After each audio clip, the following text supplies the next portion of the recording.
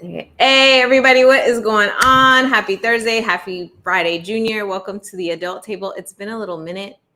We've been on a bit of a hiatus, but we are happy and excited to be back. I just wanted to make sure to jump in and give you an episode, show some love, be like, thank you for subscribing, thank you for being here, and of course, give you that good adult table conversation. We're having a super intimate adult table with two of my favorite adults. So I'm excited to get right into it. It's been a crazy week working on the Beverly Hills case, working on my other cases. A lot of people hit me up about the, what was it called? Street Legal did one of their episodes modeled very heavily after Shanquilla's case, which obviously, we had to send the agency that produced that a cease and desist letter for improper uses of her image and likeness. So that was this week. I'm getting a root canal. I'm in the process of getting a root canal. So very exciting stuff this week. I see we have some of our adults in the building, and we'll get right into it. Just bring everybody up because I know, like, with this pain in my tooth, I don't know how long I'm gonna be able to stay on. I'm hoping for a full hour. So let's get right into it. We have Dr. Mayer in the building. What's up, Dr. Mayer Omar? How are you doing, Madam Esquire? I feel so bad. What is going on? You just laid out like a list. You laid out a list of everything. My heart goes out. I'm used to coming.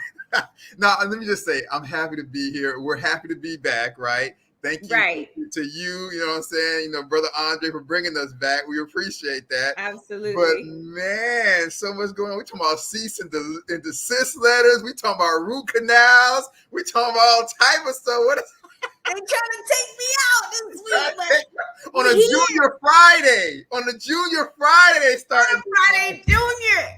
Friday Junior, my bad. Look, I'm so messed up. I mixed it up. I turned it around. I said Junior Friday's Friday Junior. Everything's crazy, but it's okay. We're going to ground everything out with the adult table, and everything's going to be peaceful, and everything's going to be smoothed out by the time you hear Madam Esquire. Good to be back.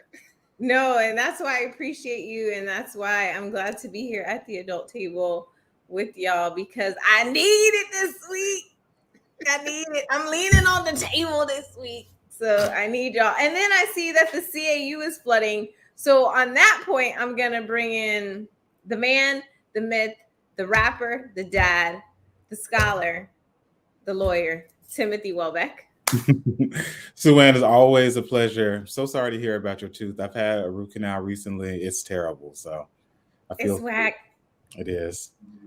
What's going on in the AUC? The AUC is underwater. I just saw that about an hour ago. I saw the video at Clark with the dorm flooding and the student getting her foot stuck in the door. And then I saw other pictures of the West End. Cars are underwater. And so unfortunately, it's just like another product of just racism and urban neglect. The drainage system in that part of the city is not good. And so if there's unusually heavy rain, the streets are prone to flooding. And so it seems like they got some heavy rain recently and like more than usual. But that dorm was ridiculous. It looked like there were feet of water in the dorm itself. And then just water all throughout the AUCs.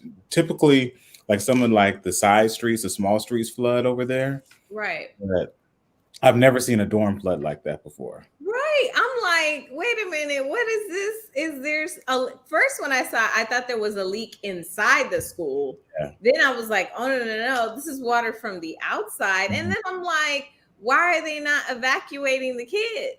Or that doesn't make any sense, because if the water was at the level that it was outside, they should have known to get the students out of there. And so I'm not sure what's going on over there. I'm really sad to see what's happening to the students. Because the semester's just getting started back. They shouldn't have to think about stuff like this. Well, check on your kids and check on your friends. Yes. That's paying all the tuition for their kids to be over there. Okay. Those schools are not cheap. So because that's not cool. I see Shank is in the building. Hey, Suan. Hey, Suan. What's up? What's up? What's up, Mayor? What's up, Mayor Omar and Timothy? How y'all brothers doing? I'm doing all right, man. How you doing? Good to see you, my brother. Good to see you. Hey, Suan, watch it with the aches and all that, because I got rheumatoid arthritis. So when you ache, I ache.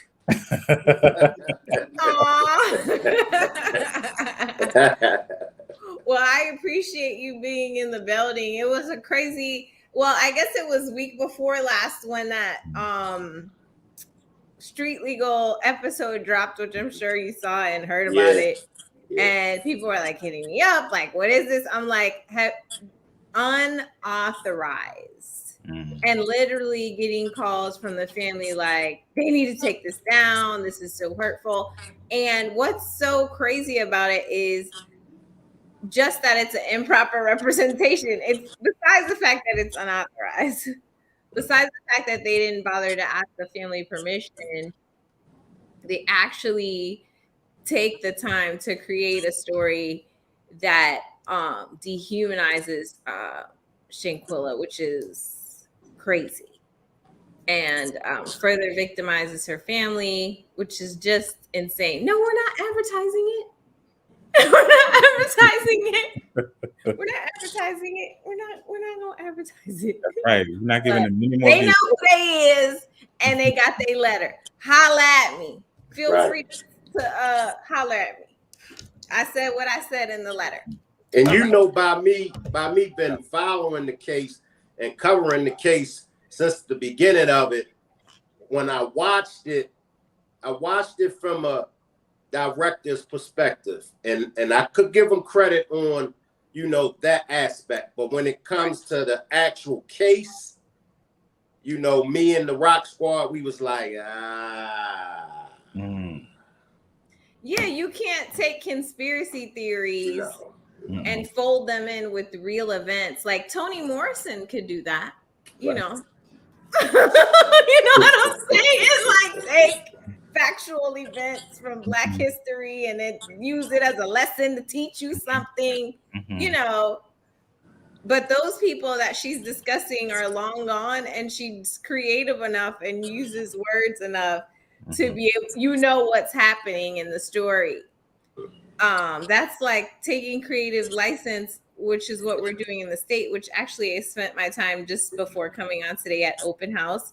And my daughter is taking U.S. history this year. So, you know, I had to show up to get it in with the U.S. history teacher. Like, so you get them new standards, right? What are y'all teaching? Huh? What books were you teaching? What were you teaching last year that you're not able to teach? You're going to teach these kids slavery was beneficial. Was a choice? Was a job program? And he was like, it is on the curriculum. And he was like, I'm very passionate about learning and teaching. I want to keep my job. I will adhere to the standards. But the honors U.S. history class is very intelligent. And I'm gonna leave it at that. He's like, you know your kids. Yeah, there we go. Like, okay. Yeah. And that's all I need to know. I just need to make sure that there's going to be a rigorous discourse. Yes. Around it. Like, you're just not going to drop it and then be like, okay. Yeah, we're not doing that. Yeah. Or if you choose to just drop it, it's like, well, I have to say this like a disclaimer, and then we're going to move on to like the real stuff. Yeah. Or you just say, you know, you say, you guys, you know, we're covering this subject matter, and you all know, due to the new laws, what I'm able to say. But hey, there's a plethora of information out there. The internet does exist. You can take this subject matter, and once you all leave here, feel free to research deeper on your own. Gotta put that out there to them, and like just let them get to the library if you can. Yes. If you can. And what I would encourage educators to do as well is to look at primary sources, because one of the things that they're doing in Florida is banning books that have gotten attention, like the 1619 Project and things like that. But read Narrative in the Life of Frederick Douglass. Read the transcriptions of Sojourner Truth. and read or listen to the interview with Harriet Tubman in the National Archives. Listen to what these people actually said in their own words. And I think that can be a way to kind of circumvent that. Or if you want to look at the presidents, and you can look at what Thomas Jefferson said about slavery. Or you can look at the letters that George Washington's friends wrote to him and like, yo, like you treating them people pretty bad. Are you okay over there? Like look at those types of things. And so I would encourage creativity on the part of some of these teachers as well, to the extent that they want to teach the truth. Yep, I definitely think that it's going to take some creativity. And this week I was having like a weird day, and to soothe myself, I watched documentaries. Okay. Yes. Historical documentaries and NPR. This is, what calms me down. Aside from early 2000s R&B. And they were talking about Abraham Lincoln, how Abraham Lincoln first told Frederick Douglass, like, hey, we'll just repatriate all the Black people. Yeah, he really did say that. Said that to Frederick Douglass. I mean, we don't learn that. We don't. But he really did. And then he ended up on the penny and everything. And, he's the father of emancipation. But his first idea was, okay, look, we probably not going to be able to do this. So we'll give all the Black people Central America. What do you think about that? Obviously, Frederick Douglass was like, let's try a little harder. Let's dig a little deeper. You know what I mean? Yeah, eventually they were like, well, we could get some soldiers for the Civil War. So let's keep these newly freed people around because they can assist us. But man, I can't even, like, as many times as I've been to the White House for meetings and had some crazy meetings and some crazy discussions about things, I just wanted to put myself in Frederick Douglass' shoes. Like, you in the meeting, you like, okay, Mr. President, so we need to really work on some rights for newly freed Black people. They're being terrorized, by white Americans now that they're free. They're being lynched, etc. And the president look at you and the other Black leaders and say, you know what? I was thinking about y'all. And maybe y'all should just go to Central America. Oh, we froze. He really did say that. And Thomas Jefferson was trying to send us, I think, back to West Africa. How do y'all think that would have played out for us if we would have had Central America? How do y'all think it would have worked for us? Yeah, we're back. So I think what happened in Tulsa, in Greenwood, and Rosewood, Florida is a great example of that. The newly freed enslaved people, or formerly enslaved people, post-Reconstruction built some of the most successful communities in the country. Yes, they did. White people got jealous and went and burned them down. And so I think that with the industriousness and the resolve of those people, I think they would have built up very strong and industrious nations. And I think the U.S. would have invaded them and said, wait, y'all doing too well. Is that something that should be on the table for us today as far as? I don't think it's cutting off for them. Yeah, I think that I just think that nowadays we've been here for centuries, you all. Like, you know what I mean? We're deeply entrenched. It's not easy to pick up a group of people. You're talking about a group of people and put them somewhere else, So I just think we're entrenched. I think back then, and what we also have to remember is back then, to put us in Central America, there was nobody else in Central America. There were other people in Central America, so they're just assuming that these people that were already in Central America are going to say, "Hey, come on in," like open arms. And you don't know how they're going to take it, because y'all don't want them. Y'all going to dump them over here on us. There was people already there, so that's something not to think about, Yeah. But Shank, to your point, though, I do think that we need to be thinking more about each other, like across various national borders, about each other across the diaspora. I mean, that's what like Marcus Garvey was trying to get us to think about, and just think about that we have a common point of origin, a common history, a common cultural connection, and it doesn't matter if we're in the U.S. or Latin America or wherever we may find ourselves. And so I do think we need to be thinking more with a mindset like that, finding ways to reconnect with the continent, because globally we're not a minority. No. And and even with our spending power in the U.S., we have the GDP of a small nation, Yeah. and so if we could think more collectively, we would be powerful. And the leaders who try to get us to think about that have been disrupted, assassinated, jailed, things like that. I think Esquire Welbeck, and I think you, Shank, also. I think both of you guys are on the great point where we need to focus, because right now I think is the best time in any time in history, and it's not going to be the best time period in history, because I think it's just going to get better and better and better as the years go on, because of the globalization of the internet, of everything's so much, the world's so much smaller, everything's so much closer than it's ever been before.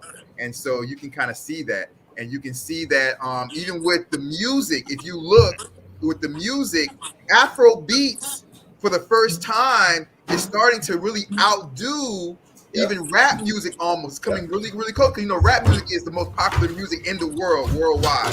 Highest streamed artists are like Drake and things like that. Now Bad Bunny is also up there, but so Latin music's also growing. Reggaeton for the first time is also growing to like equal rap. But Afro beats though has made a huge climb, and so it's just showing you. And even Afrobeat concerts in the U.S.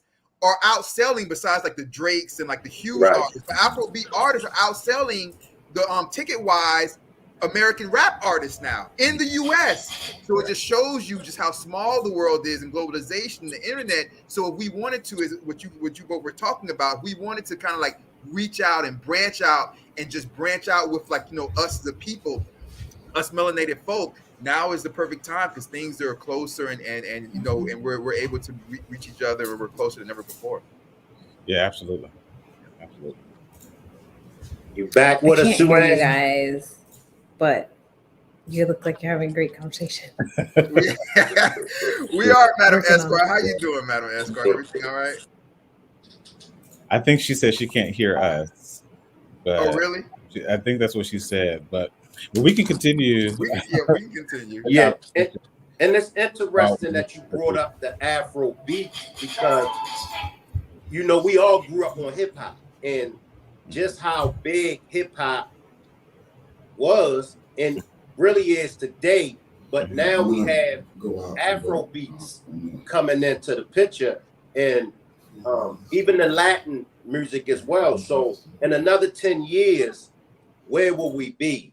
And do we keep riding the hip hop wave until it just run us until we can't go no more, and then we all looking around like, what's next? Or do we jump off the hip hop wave while we see it crashing and build? What do y'all think? Well, I'm gonna let Esquire Welbeck come in. I'm gonna let you come in right now, because you're the rapper, Esquire Welbeck. So you gonna know you're the rapper. You're gonna be so let the unintelligent one speak first, and I'm gonna let you. Well, first of all of y'all are intelligent, but what I but let me just say this. I think that one of the problems, I want to turn to Esquire Welbeck, but I think one of the problems is that I think what's happened is that the reason why you have reggaeton, which reggaeton, don't get it twisted though, reggaeton is a Hispanic version of rap music and reggae combined. So it still stems from our music. Reggaeton does. It's like not getting twisted. But I think what's happened though is that for a lot of people, what rap has gotten to is that in a large way it's become one dimensional for what's being talked about. Now, it's not one dimensional, because you do have like the J. Cole's, you do have like the Kendrick Lamar's and things like that, who are big artists. But when you turn it on to the radio, you don't hear J. Cole. No. When you turn on the radio, you don't hear Kendrick Lamar. No. And when you go to the clubs, they don't play J. Cole in the clubs. They don't play Kendrick Lamar in the clubs. But they play that one song. Yeah, one song. What's the song, Timothy? I love that. Yeah, exactly.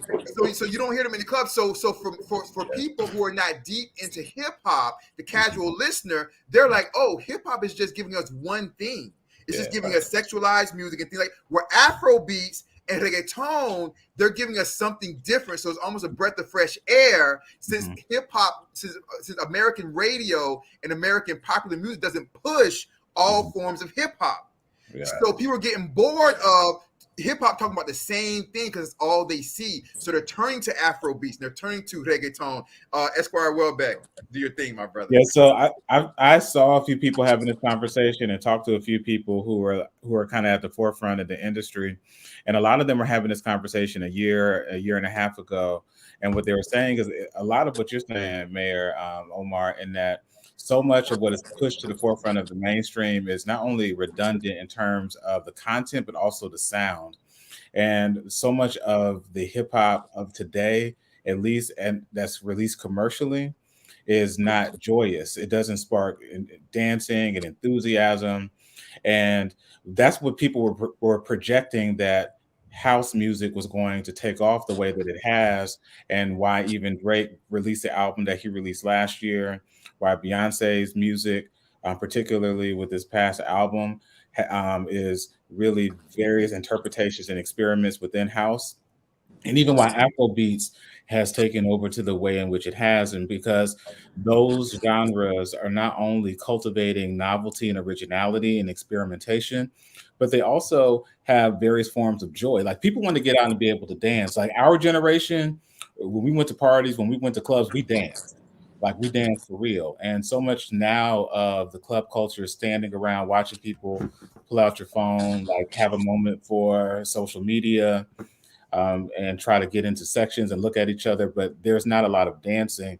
And so much of the hip hop right now, so much of it is dark in terms of, again, content. And I'm talking about what's pushed at the mainstream level, because you're right. You can find what you're looking for, and we can find things that are wholesome and substantive and still compelling and dynamic. But so much of what's happening at the mainstream level feels like the same song all day. And so because of that, people are beginning to tire of it. And this is the first year in the last several years that we didn't have a hip hop song that was the number one song on the Billboard charts. That didn't happen until like the middle of the summer. Typically, you would have one almost every month.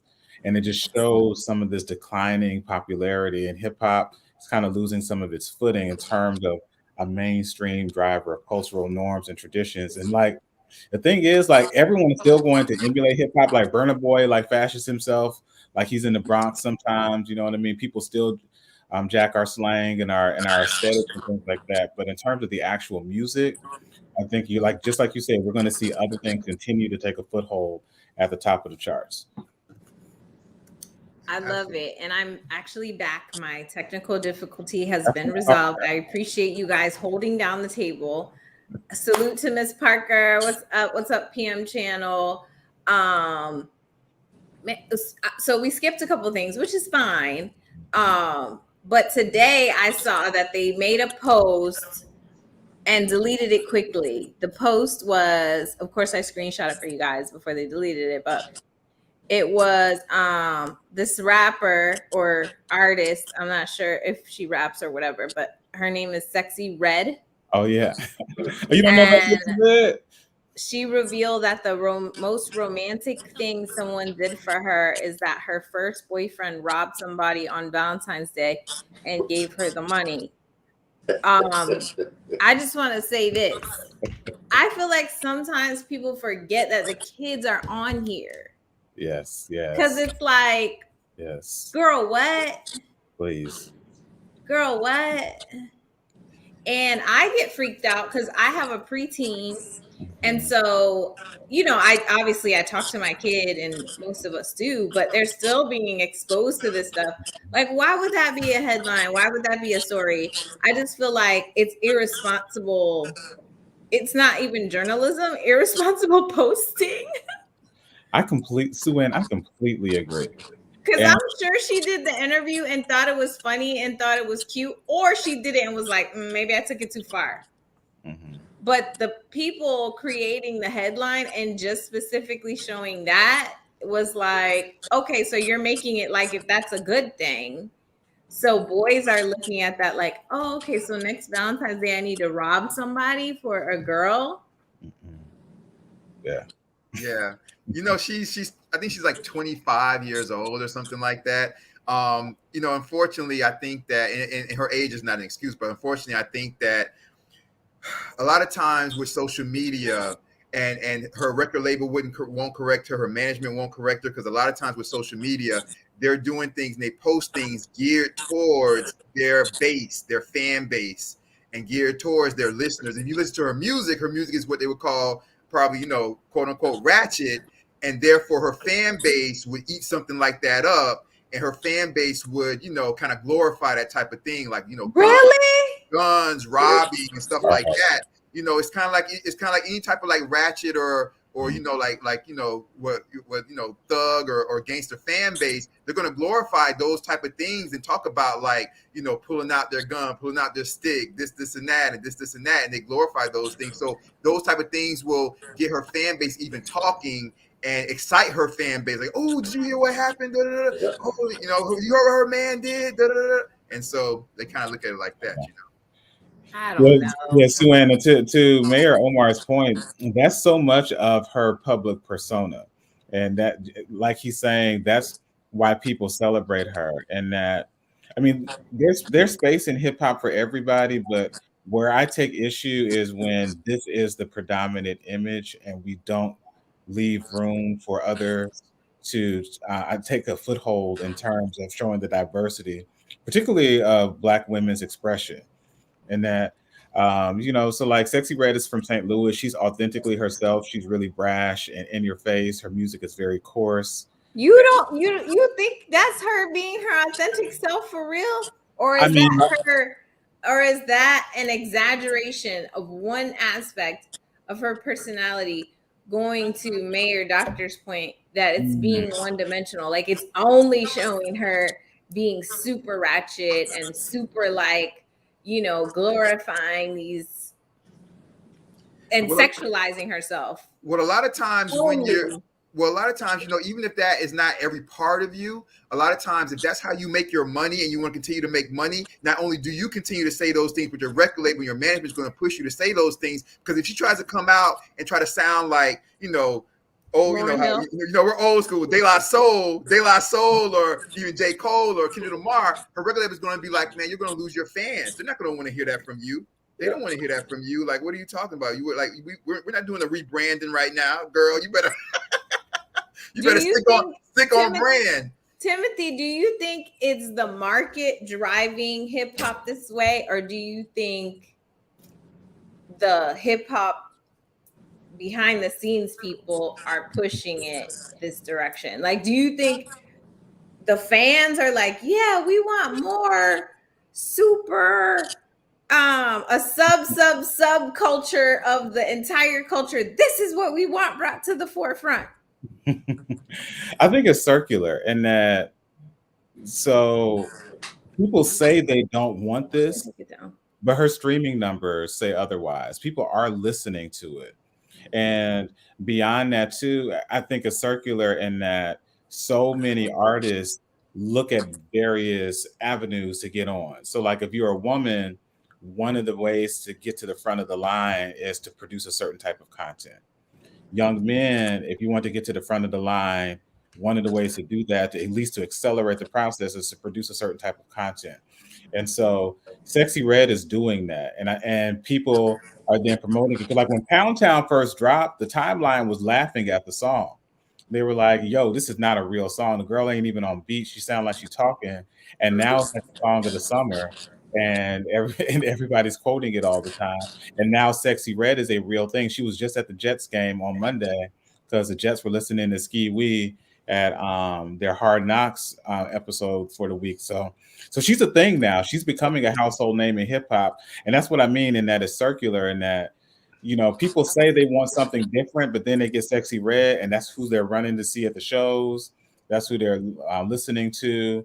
And then because that's what's selling, that's also what's pushed. And then because people expect that to sell, they will push that and look for the next thing. And so the process continues to repeat itself in that way.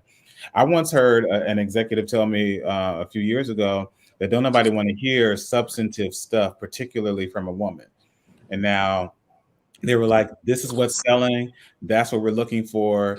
If you believe otherwise, show me the numbers and we'll push it. But until you can show me the numbers, we're going to push what's working, because we're a for-profit business. Right. And so Yeah, Shell asked a good question. She said, same with Krishan Rock and Blueface. Why do people love it so much? I went to Charlotte the other day, and I'm not going to name any names of who dragged me to go to a nightclub saying that I needed to touch the streets of Charlotte. okay. So I did go to a You touched the street of Charlotte? And obviously we had security, but there was a performer there, and it was apparently someone from Bad Girls South or something. Like, I guess it's a reality show where they fight, where it's like girls, baddies of the West or the South, whatever. And then, of course, so, you know, I'm trying to research in the club because I'm trying to figure out like what, you know, what's going on. And I was like, oh, okay. And they're like, yeah, she was on the show, the same show as Krishan, because I had no idea where Krishan came from or why we cared. I had no idea. I was like, okay, this is okay, maybe because she dated this rapper. And then it was like, oh, because she was on the show fighting other girls. So why would we expect anything different in how she behaves, how she went through her pregnancy, how everything that was going on, if her brand and how she became popular was the antics that she still does. But anyway, the rapper woman, I don't remember her name, sorry, but was it Suki? No, it wasn't. It was dang, something like the glamorous one. It's the same name as the girl from the group that Lil Wayne's daughter used to be in. Stunner Girl. It was Stunner Girl. Oh, what's that name again? That's what we sound right now. And you know, she did her song, and I mean, she did have a bar in there. Okay. And everybody's making fun of me because I was like, oh, that was good. She said, you know, she has her foot on the hose necks until they tap out. And I was like, oh, okay. You know, that was the only thing I understood from all the 5 songs that she did. Oh, okay. She did 5 songs. She was really performing. Yeah. And after the first song, everybody became very uninterested, which is what prompted me to start looking it up, because I was like, oh, maybe it's not an artist that's known or whatever. And then I was like, okay. But I was in the market. So the expectation was everybody was going to be going crazy and like whatever. But I promise you, after about 2 minutes, everybody was like talking amongst themselves, going to the bar, doing whatever. Like, it was like, okay, we're done. There was nothing sustaining the interest. It was like, oh, okay, it's just more of that. And kind of people just moving around. So that's why I asked the question, like, who's driving it? You know, like, is it the industry saying this is what you like? Or are people asking and like writing in and saying, oh, and Timothy's question was that it's cyclical. They're just like, okay, if somebody goes viral, then whatever they're doing must be cool. So because apparently all the girls on the show like come out with songs and stuff. Speaking of random people that come out with songs, now you know I love Tiffany Haddish. Y'all get mad at me or whatever. I don't care. She's Sagittarius. She's cool. She, you know, got it out the mud with comedy. And when she got it out the mud and was getting her big jobs and started doing stuff, she went back and started putting other people on. And so that's why I respect her, because she produced comedy specials to put other artists, comedians on. So I respect Tiffany Haddish a lot. I don't agree with every single thing she does. Like dating Lonnie, never would have dated Lonnie. Yes, common. Just no for me. It's a no for me. But she came out with a song. Have you guys heard the song? I have not heard the song yet. Okay, I don't know how much of the song we can play. Obviously, it's fair use, but she came out with a whole song review and a whole video for the song. I feel like we should run the streams up, but it is, to me, slightly random that she would come out with a song. I think it's like stay in the club till it closes or something like that. And Little John is in it. Oh, it sounds like a Boondocks episode. So I thought it was kind of parody of the whole Sexy Red Sukihana type of like genre, like the vibe, like you know, I'm just gonna put out what I want. Oh, you can even see I did like the post. They're gonna get well, at your leisure, please. Okay. Tiffany Haddish, Fabrizio, Little John, and you know, we go party till the club close. Stunning on them bro codes. You know what it sounds like? We go party till the club close. We go party till the club It sounds like close. a retro song. Like if she's trying to bring back an old song or something. Is she serious? Is it a serious song, Madam Esquire, or is it a parody? I think she's for real. And then everybody was kind of jumping on her because she was chasing down Shakira. But I'm like, she doing music. Maybe she's trying to get a feature. Because she was like chasing down Shakira at the VMAs last night, like trying to talk to her. And I'm like, maybe she's trying to get a feature. Like, so she's like, whatever I have to do. But yeah, you know. So there's a couple of things, and I'm glad you brought this up, Madam Esquire. There's a couple of things from what we've been talking about with the rap and everything like that. So I think the first thing is that, well, even before we get to that, you know, there's a whole lane. If Tiffany Haddish wants to do like the parody thing, we've never really had like the black version of Weird Al Yankovic. So there's like a whole lane open for that. And you could be known, if you're a comedian, you could be known as like the black version of the Weird Al Yankovic. So if Tiffany Haddish sees this, you can do that, and there's a whole lane and probably a lot of money open right there for that. That's just a little thing out for her. But but what I think what's happened with, you know, with the concert you went to, Madam Esquire, and things like that is that fortunately, so there's a fortunately and an unfortunately, right? So fortunately, it's easy to get your music out these days. Anybody can record. You can record in your home. All you need is a mic, you know, Pro Tools, a computer, and you can record. You can upload it to Spotify and like, you know, the outlets and things like that. So anybody can record. That's a good thing.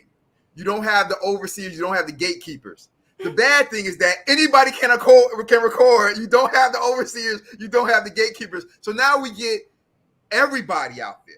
Everybody, I don't know, because back in the days, I can tell you, and we talked about it a little bit, like a lot of our thespian actors and actresses, sports people, you would see them go through all three things. They would act, they would come out with an album because they already had like a fan base.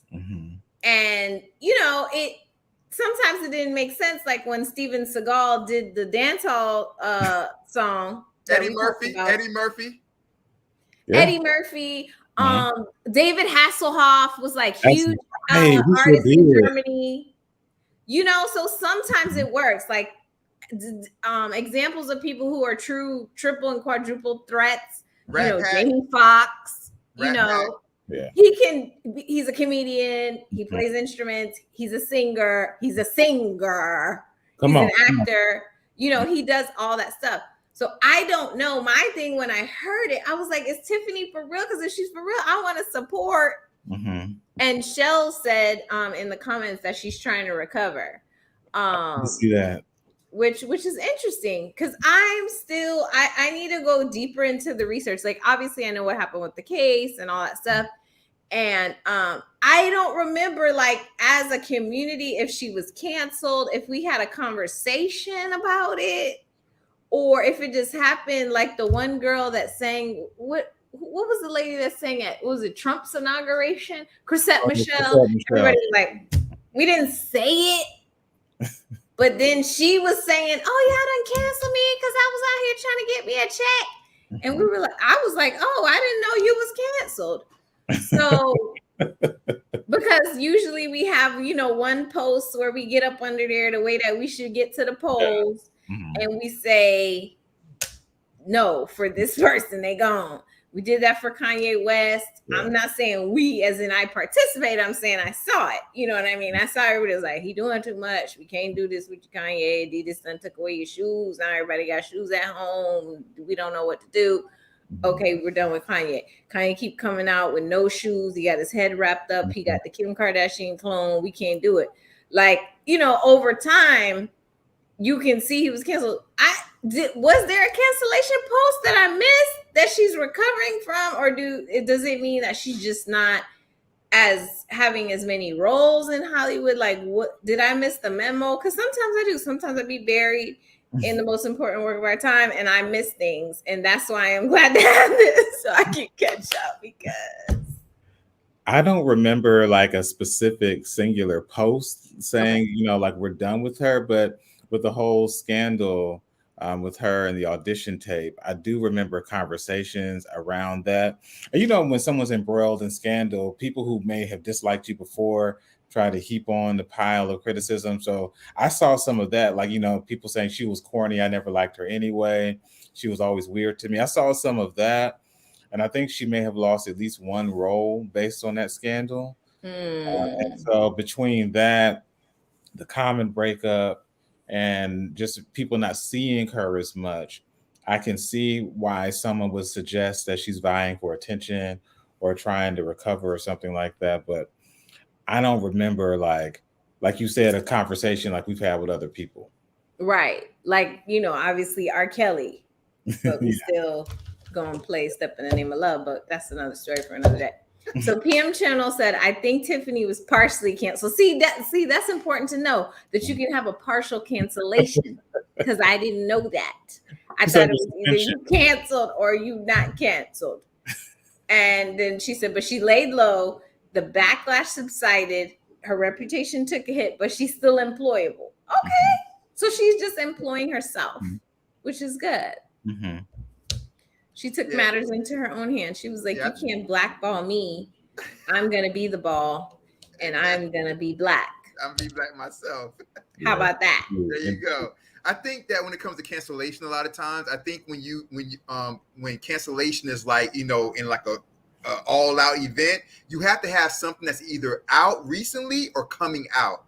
But if you don't really have anything that's kind of out recently, like just came out or that's coming out, then you can kind of like just go into like a hidden mode, and then people just kind of forget about you. You know what I mean? But like, let's say like when that happened, if she had like a movie that was going to hit like that next week or something like that, then it's more because you stay more into like the news and stuff like that. Your name stays out there. When it came to like Kanye West, whenever it'd be a cancellation for him, it was because he just said something in the interview that was crazy, or just did. So you have to at least like just have some stuff going on, or you have like a project coming up and things like that people can actually attack at that particular time. Okay. So if you don't, you can kind of just like ease into the back. I mean, and Kiki is on tour performing music, her new music, but she's always done music. Mm-hmm. And I think her music is fun. I think her music is good. I think it's like more upbeat, dance, fun, let's vibe, what the culture needs. And we love her so much. And she already had like a wave with her popularity and stuff. We never canceled her, obviously, but we did talk about her a lot. So it's a good time for her to kind of ride that wave and be like, okay. And to Mayor Doctor's point, if she would have kind of retreated after the Usher thing, then we would have been like, oh, maybe something happened. Maybe she did do something wrong. Maybe there is some issue. But because she kept it pushing, kept with her merch, did the video with Usher, now she's going on tour. She's like, I'm unstoppable, baby. So that's what's up. Hey, Shank. I'm sorry, guys. I'm back. I had to set something up. I'm sorry. No. I did. It's almost the end, and I forgot to do the what the bleep person of the week. I cannot believe this. Okay, we ready. We ready when you are.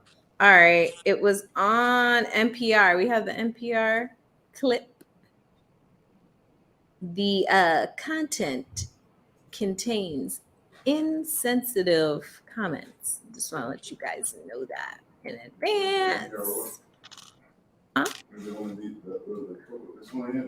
No. No, it's the cops. Oh, the cop. Oh, I won't give it away. Yeah, right here. Mm-hmm. So to set up before we play it, a woman was killed by a police car, and the body cams that we all wanted were on. and the body cams recorded the officer's remarks after being advised that a 26-year-old minority woman was killed. So let's see if we can hear it. Can we hear it? It has the subtitles on there. Okay. Just This yeah, $11,000. She was 26 anyway. She had limited value. I don't think she was thrown 40 feet either. I think she went up on the hood, hit the windshield. Then when he hit the brakes, flew off the car. But she is dead.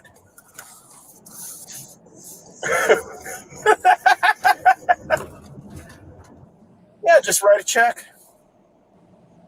Just yeah, $11,000. She was 26 anyway. She had limited value. I don't think she was thrown. okay. So post that to say, or discuss that to say first. My comments are the officer who killed the woman was actually going 75 and 25. And I obviously, I sue police for a living. So I have my reservations about it. But I feel like a lot of times people are like, oh, it's one bad apple, Suan, and it's not all of them and all that stuff, which is true. Okay. But there is a culture in modern day policing where the citizens are not respected, particularly minority citizens, because of the fact that the foundation of modern day policing is in slave catching. So how they're trained to maintain control over someone as opposed to assist in certain things. Hey, Rock Squad, what's up? Thank you for being in the building. It all feeds into the culture and what's rewarded. And this officer was actually promoted several times, and he has a very high rank, the one that's talking. Now, the side of this type of thing that I see a lot is I have police brutality cases, and you see the officers going like this to each other in the other person's perspective's video. And that's either to signal like my camera's on, my mic is on, so they know not to say certain things, allegedly, or they turn the mic off. For our particular county, the mics actually don't have audio for the first 30 seconds. So a lot of times, a lot of conversation happens in that first 30 seconds because they have to turn it on when they effectuate a stop or when they're interacting with other officers. So there's a lot of culture now that has come out with knowing that the body cams are on, unfortunately. But in this particular case, you get the raw thoughts, emotions of a police officer, how they actually feel about citizens and people that they're policing. They're talking about, just write a check. She's worth $11,000. She had limited value anyway. I think he's been suspended. Yes. Yeah. At bare minimum. Mm-hmm.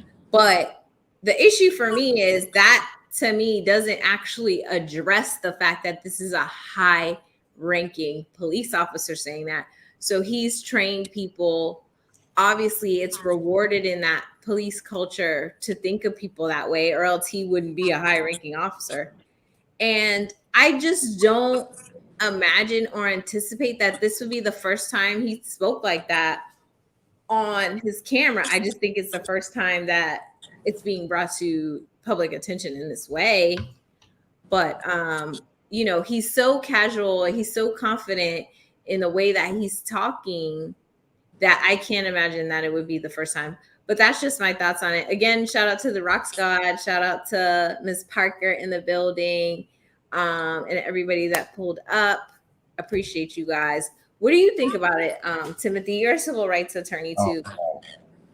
Yeah, Suan, I completely agree with you. It's egregious, and it's just outrageous to think that they think that. We know they think that, but to hear him actually say it, and to affirm what so many of us anecdotally have felt and what the data has shown. To see it like that is so disheartening. And beyond that, you mentioned how the retort is always it's just a few bad apples. You're right. People do say that, but they never finish the phrase. The phrase is a few bad apples spoils the whole bunch. And people won't let us remove these bad apples, and it feeds into this broader culture, exactly what you're talking about, that allows for policing to engage in the worst forms of human behavior and to abuse their authority. And Black and brown people bear the brunt of that.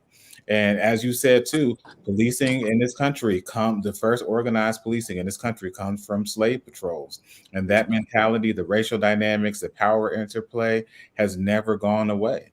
And so much of that now is about that. And so much of, and you know this, so like I'm not going to talk too long about it, but that's why so many police interactions with Black people are about policing minor infractions and the movement of Black people. And it's about keeping you in line, keeping you in check, restoring order, and the perception of societal balance and things like that. And so this right here, I mean, he said the quiet part out loud, and it's Right. it's just so hard to hear and listen to that, even though we've seen officers act with that type of mentality. But like to hear him say that, and like you said, he's trained other officers.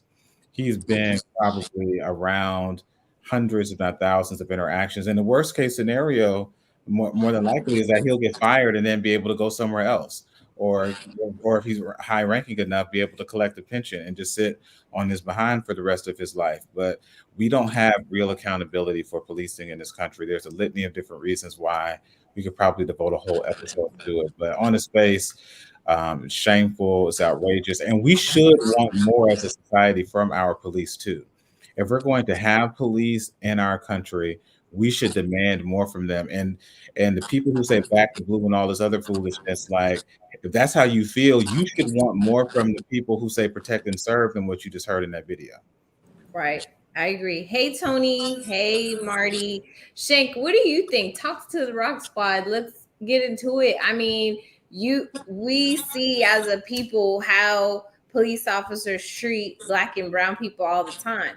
And you're like, hey, this officer is being racist. And people are like, no, well, if you would comply, and no, he's just doing his job and all this stuff. But then you hear this, where they're basically devaluing someone because they're a minority and they're laughing about them being killed. Like, what reflection or what thoughts do you think about they have when they hear about what happened to Breonna Taylor? Like, do they even care? I don't think so. And my take on the cops is just what the brother Timothy said. And you said it stemmed from slavery. Mm-hmm. And we quick to say a few bad apples spoil it for the rest, but then we stop. And I caught that too. I caught that. And I never caught it until you just said it. Those few bad apples spoil a majority of them. Mm-hmm. And we try to dress it up, and we've been trying to dress it up for so long, you know, just to get along. But I mean, it is what it is. We know that, you know, that police system is based on racist towards the minorities. Now, when you ask that question about the cop that's made that comment, was that his first time? Probably not. Mm-hmm. Probably not. They should look into all his arrests. They should. They absolutely should. Yeah. You know, they And should open up his whole file for his whole career and like see how he was interacting with people, like making just making sure, because obviously he has a certain look or a certain lens that he's viewing certain citizens through, you know, that we all know what it is. Mm-hmm. So those former arrests definitely should be evaluated. What do you think, Mayor Doctor? Yeah, I think you're all absolutely correct. I think that so there's a couple of things.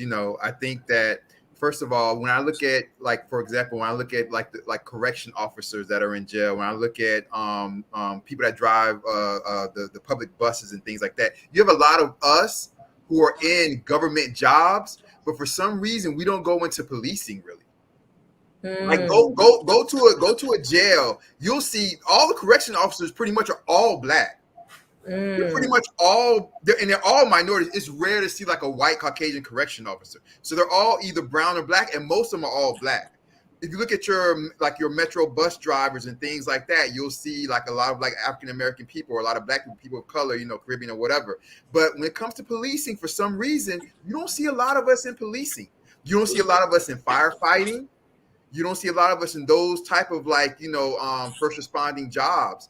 So for some reason, we just don't do that. I think one thing is, if we have more people of color who were police officers, more black people who were police officers, who came from the communities that they police, that would do a little bit to change that. I think also, I think we should maybe aim to require more from our police officers, more psychological tests, more things like that, more about how they feel. But how can you test out somebody for racism? Like, racism, hey, you like racism. black people or no? I know. It's hard to. But the thing about it is, though, and I started to lean into this. I think the pay is also a situation, because I think the way that we do our police officers, what we require from them, we're not requiring professional. Like we're not giving them professional pay starting off. A lot of them. So we're getting individuals. The same problem happens in the military, because in the military, the people that they get in that first come into the military to basic training, a lot of them are racist, because a lot of them come from the type of communities and the type of neighborhoods to where they're not like individuals that went to college and are highly professional. So you're dealing with the individuals who come from a like lower tier class, or they're segregated communities where they don't interact with other people. They don't. So I think those two things will start to change it. But at the end of the day, you all, unless police officers are like RoboCop, they're humans, and we have to find a better way of testing them and trying to find out who they are, because they're humans, and every human has emotions. I agree. And I think the best way is accountability. Like if he does that, if that officer does something like that or says something like that, it's recorded. Immediately take his pension away, cut his legs from under him, not literally. And then he's the example. You're like, oh, okay, if I act this way, if I speak this way, if I devalue people like this, I will be fired. So I don't need to go into that. I've spoken to, hey, Nola, love you back. I've spoken to minority police officers that say they almost get pushed into that culture, or if they stand up, they get kicked out of that culture, because if you're there, it's like, oh, so you're not going to hit this person while they're in handcuffs? Then next time you're out on a call and you're in danger, we're not going to come back up for you. We're not going to provide backup. You're going to be on your own. They're going to send them to the worst, most dangerous part of town, area, alone, all that stuff, if they're not willing to adopt this same kind of mentality, this same culture. So even when you have people from that community say, you know what, I'll be a cop, because I never met a police officer that I liked or that understood my community or tried to work with us, so I will become a police officer. When they get there, the cultures are so oppressive that they try to take them over and be like, you need to be like this, you need to be like that, or else you're going to have no protection out here. And everything you do is going to be highly scrutinized. You're basically going to be in a hostile work environment. And I've seen it time and time again. So people who try to stand up, we had a case during the George Floyd protest in Broward, where a Black female police officer had to like tell a white male officer to chill because he was going to hit a protester. And it just happened that it was captured on camera because a journalist was there, but these were the same journalists that the officers were trying to get rid of. So it's just one of those things where it's like, there has to be a reimagining, a reassessing of policing in order to, they need to wander in the desert for 40 days and 40 nights. They do. Well, They need like a clean slate. Like all the bad ones got to go. I don't know how you get Yeah. all these bad apples out. They got to go. Yeah. The way that they're trained got to go. All Yeah. the manuals got to be burned. That need to be banned. All that stuff. Like reimagine it as something completely different. You know, obviously there was the whole defund the police thing, which I never disagreed with, in the sense that I do understand that we need policing, but I don't think we need it in the way that we have it right now, especially in Black and brown communities that are over policed, racially profiled. It's just not good police work being done. Like the 1,098 people that were arrested in Beverly Hills, and there were only 2 convictions, and the people who were doing those arrests were being awarded for what they did. It's like, you got 2 convictions. That means you didn't do a good job. That means you weren't finding people that were committing crimes. So it's like, there has to be a way that the people who are behaving in a racist, inappropriate, egregious manner are actually accountable for that, and they are expelled. And then the people that are doing the right thing are the people who are being promoted. And I don't know where that police agency at. If you find it, let me know, because I want to talk about them. I want to feature them. Okay. I know Miami just had their first Black, Miami-Dade just had their first Black police chief appointed. I don't know how that's going to go. We're going to see. We're going to see. Well, I think it's 2 things, Madam Esquire, and Shank, I'm gonna let you come in, Shank. I think it's 2 things, Madam Esquire. I think first of all, what you're talking about is like the cameras, right? So the body cameras, we didn't have those always, and the reason why we're seeing what we're seeing now is because of body cameras. So these things, first of all, happen in like step by step. So what's the next step, right? Because before somebody thought about body cameras, then these police officers would be making these, or were making these comments, or you would see the type of arrest that we saw, or the type of police killings that we see, and we would have just never known about them like that. So body cameras was a big changer, a big game changer. So what's the next step in that? There's another step. And so what we continue to do, the first thing is we continue to do step by step by step. So what's the next step in progression of this, right? That's the first thing. The second thing is the unions. And see, Republicans and conservatives are very, very slick. Because what they do is, for things like the teachers and stuff like that, Republicans, conservatives, Ronald Reagan, they were union busters. They've always been against unions, teacher unions, things like that. But when it comes to the police union may be the strongest union in the United States. A police officer can kill somebody, and they go on leave. They go home. They're suspended with pay. That's from the union. So the same way that Ronald Reagan and the conservatives and Republicans have been about union busting is the same way we need to bust the union of the police department in the same format, because that's how you change that, Madam Esquire. Those questions you were asking. Oh, why don't they, as soon as something happens, we send them home, get rid of all the bad ones? Because the union protects them.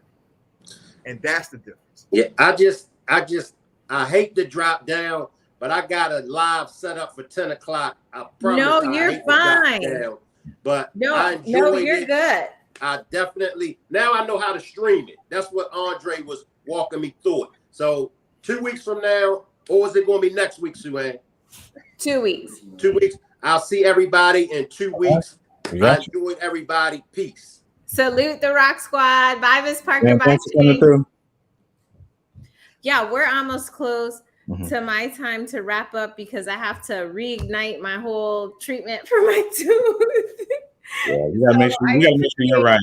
I appreciate you guys hanging in. I don't want to end, on a bad note. So we should talk about Coco. Let's talk about and how she's the first teenager since Serena to win a U.S. Open. Don't play with us. Don't play with us. Don't play with us.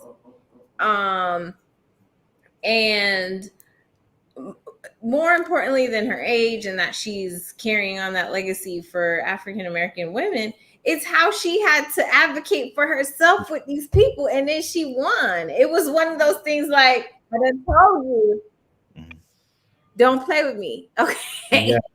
Yes. I think that's an important idea, and I know that, you know, the media is not pushing that. Obviously, they're pushing what they're pushing. But she had to go to the judges and be like, y'all, she's not ready when I'm serving. You know, that's not how the game is supposed to be played. You're calling points against me. It should be against her. And the commentators were with her. The crowd was with her. Everybody was like, you right, girl. Because, you know, a 19-year-old girl who is playing at the height of her game or in the height of the world in tennis, also at the same time, because, you know, they like to give us those extra jobs as Black women, has to advocate for herself during her own match against the person who's calling the match while playing some of the best tennis of her life, and then wins the US Open. I mean, she did that.